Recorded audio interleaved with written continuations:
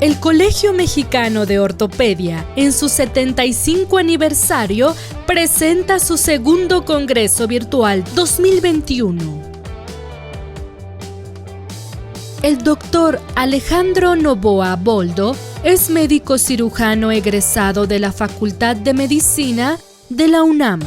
Realizó su especialidad en ortopedia y traumatología en el Instituto Nacional de Rehabilitación Luis Guillermo Ibarra, donde también obtuvo las altas especialidades en cirugía articular y artroscopía y en lesiones deportivas. Además, cursó un fellowship en cirugía compleja de hombro en el Hospital de Cirugía Especial de Nueva York. Actualmente es médico adscrito al Servicio de Ortopedia del Deporte y Artroscopía en el Instituto Nacional de Rehabilitación Luis Guillermo Ibarra.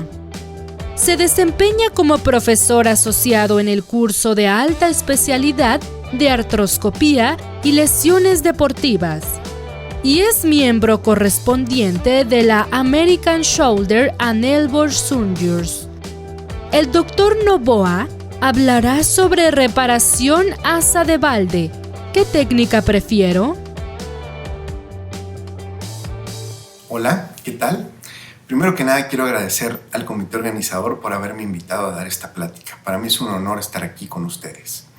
Bueno, yo les puedo platicar un poco acerca de la reparación del asa de balde en lesiones meniscales. ¿Qué técnica prefiero? Estas lesiones son lesiones longitudinales extensas del menisco. Generalmente son mayores a 1 centímetro, desplazadas y son muy inestables. Suelen asociarse a lesiones ligamentarias. Estas lesiones se localizan la mayoría en la zona roja o roja-blanca del menisco, que es la zona de mayor vascularidad. Por eso tienen un excelente potencial de cicatrización. Son más comunes en el menisco medial porque es el menisco que menos se mueve. El menisco medial tiene un mayor agarre en su periferia con la cápsula articular y tiene una traslación de 5 milímetros en comparación con el lateral, que es de 11 milímetros. ¿Por qué es importante repararlas? Bueno, los meniscos dan soporte mecánico a la rodilla, es un estabilizador secundario, distribuyen la carga dentro de la rodilla, dan lubricación, propiocepción y es un condroprotector. Desde 1948, Fairbank publicó que la meniscectomía parcial o total acelera el desgaste articular y lleva a la artrosis temprana. Después de esto, todos los artículos que se han publicado han comprobado esto. Las lesiones en asa de balde son de etiología traumática. El mecanismo de lesión más común es por torsión y flexión de la rodilla. El cóndilo hace demasiada presión en el menisco y este se rompe y se luxa. Clínicamente, en las lesiones agudas podemos encontrar edema de la rodilla, dolor intermitente con el apoyo y con cambios de dirección, bloqueo de la articulación, como se ve en la imagen de la derecha, la lesión se luxa y se va a alojar en la escotadura, creando una imposibilidad para extender la rodilla. El paciente refiere sensación de que se le atora la rodilla y hay que moverla en diferentes direcciones para que ésta se libere. Dentro de los estudios de imagen, la resonancia magnética es el estudio ideal para diagnosticar este tipo de lesiones. En el corte sagital se puede observar el signo clásico de este tipo de lesiones, que es el de doble cruzado posterior. Como lo podemos ver en la imagen, la línea blanca está señalando la lesión del menisco que se está alojando dentro de la escotadura y da la imagen de doble posterior. En el corte coronal podemos ver la ausencia del cuerno posterior del menisco, señalado por la flecha derecha, y por la flecha izquierda podemos ver la porción del menisco roto alojado en la parte más medial de la rodilla, en la escotadura. En la imagen de abajo podemos ver una visión artroscópica de esta lesión, viendo del lado izquierdo el ligamento cruzado interior y del lado derecho la lesión del menisco. ¿Qué técnica utilizo? Yo utilizo una técnica artroscópica, que es la técnica de elección para este tipo de lesiones. Hago un portal anterolateral de visión, un portal anteromedial bajo de trabajo, utilizo una lente de 30 grados, siempre utilizo isquemia para no perder tiempo con sangrado y coagulando vasos. En el cuerno posterior, en las zonas que serían la A y la F, hago puntos todo dentro. En el cuerpo y en el cuerno anterior hago puntos dentro-fuera. Siempre utilizo puntos horizontales tipo matriz. Primero que nada hay que analizar la calidad del tejido. Ver si se queda reducido o si el tejido tiene mucha memoria y regresa a luxarse. Esto pasa en lesiones que son muy crónicas. Puede haber deformidades en el tejido o engrosamientos por cicatrización o fibrosis. Ahí es cuando se decide si se repara la lesión o se realiza una meniscectomía. Cuando ya se decide realizar la reparación, es bien importante desbridar los bordes de esta con una raspa de menisco o un rasurador. Es importante para estimular el sangrado del tejido y favorecer la cicatrización de este. Los puntos todo dentro se realizan con anclas de sutura para menisco. Estas fijan el menisco a la cápsula con una sutura resistente de 2 ceros, como se puede ver en las imágenes de abajo. Hay muchos tipos en el mercado, pero todas fijan el menisco igual. Se dan en el cuerno posterior, como se puede ver en la imagen de arriba.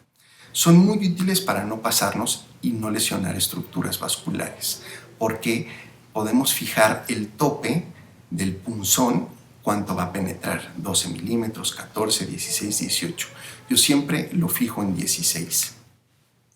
Los puntos dentro-fuera los realizo en el cuerpo y en el cuerno anterior del menisco con una cánula pasagujas. Pueden ser rectas o curvas. Se pasa una aguja a través de la cánula que tiene un ojal al final donde se pasa la sutura, como se puede ver en la imagen de abajo. Ahí está la cánula y la aguja. Yo siempre utilizo sutura PDS del 0. Para anudar las suturas, se realiza una incisión vertical pequeña en el sitio donde salieron las suturas de la piel. Casi siempre salen muy pegaditas. Es bien importante disecar hasta la cápsula para anudarlas, porque si no se diseca hasta la cápsula se pueden aflojar. Estos nudos se deben de hacer bajo control artroscópico para ver que no se esté tensando demasiado y no desgarrar el tejido. Si se fijan en la imagen de la derecha se puede ver cómo la cánula pasagujas es curva y nos dirige las agujas ya sean más lateral o más medial para evitar que lesionemos las estructuras posteriores. ¿Qué estructuras tenemos que cuidar cuando estamos suturando los meniscos? Cuando estamos suturando el menisco medial hay que cuidar la vena y el nervio safeno. Cuando estamos suturando el menisco lateral hay que cuidar sobre todo la arteria poplitea que está a nivel del cuerno posterior, el nervio peroneo y el tendón popliteo. A continuación les voy a enseñar un video de una reparación meniscal en una paciente de 37 años con una lesión aislada de asa de Walde de menisco medial aguda que se reparó 10 días después de la lesión.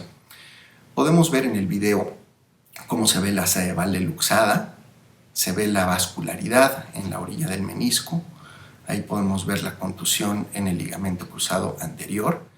Siempre reduzco estas lesiones con el punzón del artroscopio, ya que es un instrumento mucho más grueso que el palpador y así puedo manipular mejor el tejido. Una vez que lo logro reducir, voy a ver si este es reparable o no, dependiendo de la cantidad de la calidad del tejido y de cómo se haya reducido. Cuando decido repararlo, hago un desbridamiento de los bordes con el rasurador o con una raspa de menisco. El primer punto que pongo siempre es un punto con un ancla de menisco todo dentro en la parte más posterior del cuerno posterior.